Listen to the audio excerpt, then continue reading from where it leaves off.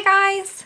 Welcome back to my channel. It's weird to say. I apologize if the mic picks up the dog barking at ghosts in the trees, or if you can hear my cat purring. I wish it was easier to wonder if I can just tip this down, and maybe not. There she is.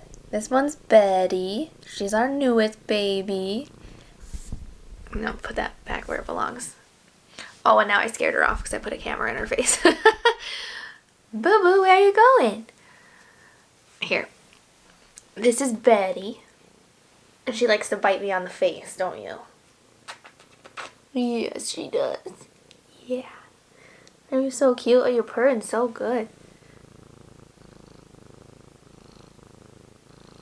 So yeah, we got a dog. We got 3 cats. Betty is just the friendliest. Or maybe she's just the most needy because she's the baby. The other 2 are rescues. Betty came from a farm, so I guess she's kind of a rescue, but not really. Bruce, the dog, is a rescue. Bruce Wayne. This is a weird intro. Anyways,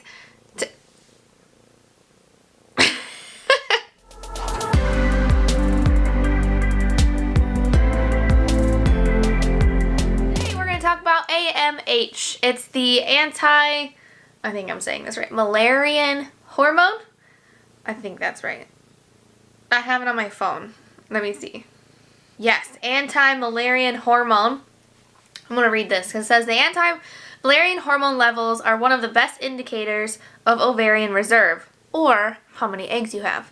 So, I finally got my results back from the doctor and she said everything looks good. I have no idea about AMH at all. It's not something that I've had tested before. It's not something I've dealt with before until now. The doctor said that the IVF people would want to, the reproductive health people would want to have it checked anyways, and so she just did it on Monday when we went in for our, I guess, consultation for a referral for a consultation for IVF. It's a crazy process.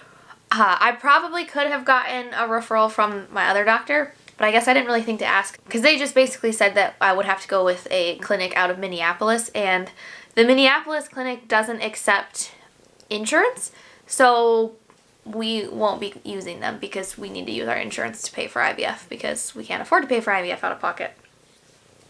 So the AMH level came back at a 9.4, and like I said, I don't know a lot about AMH, so I don't really know.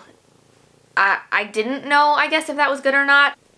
The articles I read basically said that a 6.8 is, there's a small, I can't remember the smaller number, but there's a smaller number up into a 6.8 is really good, and it's when you get lower than that smaller number that I can't remember, where it's bad. And 6.8 is good, and anything higher than a 6.8 is indicative of PCOS. So not really that surprising that I'm at a 9.4 because I have PCOS or have been diagnosed with PCOS. So it's just another, I guess, check mark kind of confirming that, yes, I am dealing with PCOS. The one big reason that she wanted to test those hormones, and she also did something about an adrenal problem that is sometimes masked, or it presents itself as PCOS, so she wanted to check for that as well. But I'm guessing that since the AMH came back so high as an indicator for PCOS, that she believes I have PCOS now. A lot of people look at me and don't think I have PCOS. Not most, but PCOS has a lot, which is, I keep saying this. So PCOS is polycystic ovarian syndrome. And it's called a syndrome because it doesn't present the same in any one case. It can be caused, or it's usually caused by a hormone imbalance, and you can have cysts on your ovaries, but not everybody does. You can be overweight, and it's hard to lose weight, but it's not that case for everybody. So I don't present as a typical PCOS case on the outside. Most of my PCOS symptoms are on the inside. I have lots of hormone imbalances, crazy, weird anxiety that I deal with, and mild, I don't know what she's doing. I'm not paying attention to her, so she's being a brat. Anyways, if you can hear the purrs, apparently it's therapeutic, so you're welcome. She's a very loud purr. She's, I want to say she's 8, maybe 9 months old, so she's still a baby. But she's got a big old belly on her now. Going back to hormones and PCOS. So basically when the doctor tested me, or when she had me in her office and then decided to do a blood draw, I think she was just looking for confirmation that I have PCOS because I don't present as a normal candidate for PCOS. I do have a lot of the markers, and that is why I believe I have PCOS. And the other doctor diagnosed me with PCOS looking at the levels of my hormones and all of that stuff. Other symptoms of PCOS that show up on the outside are hirsutism is what it's called. And so the hirsutism is excessive hair growth, and it's generally in places like on your face. More, I guess you would view it more as like a masculine hair growth. And so a lot of people with PCOS have that as well. And I don't have excessive hair growth, but I do have, this is gross, but I'm not ashamed of it because it's just part of who I am. But I do get like whiskers, and I'm not talking like peach fuzz, like I'm talking like actual dark, really thick whiskers that are painful to pull out of your face. Yeah. I should just grow a goatee. That'd be really attractive. I bet my husband would like that. Just kidding. He would not like that. So yeah, so I'm just waiting to hear back from, I got the official referral for IVF, so we are just waiting to hear back from the clinic, which is closer to 5 hours away from us. So they do satellite visits, and so the first visit has to be in person, and they actually come to the clinic that's only 2.5 hours away from us, so that's really great. So I'll be able to set up an appointment and do that visit in the clinic that's closer to us. And then they do, I think they call it telemed. So telemed is where I can do all of my other appointments, like my blood draws, the ultrasounds, and everything like that can be done at a closer clinic. And the closest clinic is about 45 minutes away, which is still closer than 2.5, and it's much closer than almost 5.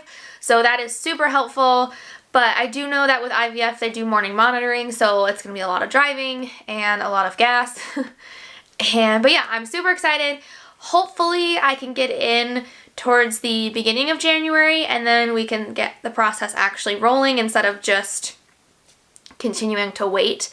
One of my favorite descriptions or definitions I've heard of infertility or trying to conceive is it's just a bunch of hurry up and wait. And it was actually on another YouTuber's account that I saw this, and I will put that in the information thing up there. So you can go find her. She had a successful round of IVF, so she's pregnant now, which is super exciting. But if you're looking into IVF and you're looking for videos on the whole process, hers are really, really great.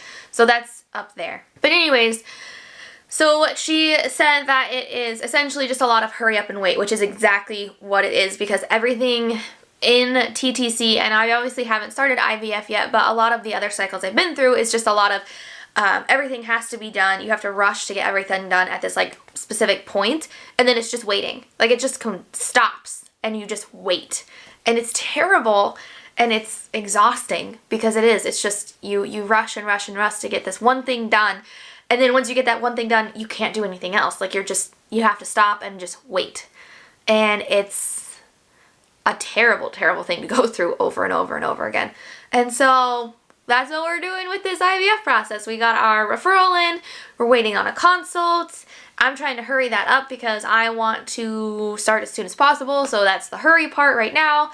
And then once we actually do the referral, it'll just be a wait to see what they say. And the plan that they come up with is going to be a heck of a lot more hurry up and wait. And so that is where we're at right now. And that's where I leave today. Actually, no, I'm not going to leave that today because I have one more thing to talk about. And it's the frickin' holidays and people who are trying to conceive. And it's hard. It's so hard. There are so many cute ways to announce a pregnancy at the holidays, like so many cute ways. And I really wanted to do that because the holidays are when everybody's together. Everybody's already together, and it's not like you have to like wait and try and get everybody together without them guessing what's going on or something. They're just already together. I don't know. I had so many plans for announcing during the holidays. We started trying in October, and I actually got a false positive that very first cycle that we started trying. We had tests that were from a, basically a test batch from a new manufacturer, and I didn't read up on that, and they were giving a positive to anybody that peed on them, like including men, or people who were menstruating were peeing on them, and they were still showing positive. So obviously not accurate tests. That was a horrible way to start out our trying to conceive journey. It was awful. But it was October and we were pregnant, and I was so excited to announce to everybody at Christmas. I have had a miscarriage in the past, so I am a firm believer in waiting until you're ready, and that felt like a decent amount of time to wait to tell people, and I was just so excited. And then nothing. So I was like, okay, well, it's fine. We'll just keep waiting. No big deal. And then the next Christmas season came around and we still weren't pregnant, and I obviously had my hopes up, and so I just kept looking on Etsy at these cute little like Christmas and holiday announcement ideas and all this stuff, and we weren't pregnant again. And now we are another whole season into trying to conceive, not pregnant again, and not able to do those super cute announcements at Christmas. So I don't know, guys. It's hard. And it's just another reminder that you know, this year you had plans, you had goals, you had dreams, and they didn't come true. And it's awful. So I don't know how other people get through this, but personally I am just trying to take care of myself and busy myself with other things. And I joined this program called Secret Snowflakes. It's an online thing for people going through infertility. And you get matched up with a person, and you text them, and somebody texts you. You can send them presents, just little like affirmations throughout the week of like, hey, I hope you're doing okay. Like, because the holidays are hard for people who are wanting to have a kid or going through secondary infertility, and nobody really recognizes that. Anyways, that was my update for today, and I guess we will be back later with more stuff. I don't know. This is just what I got for now. So, bye.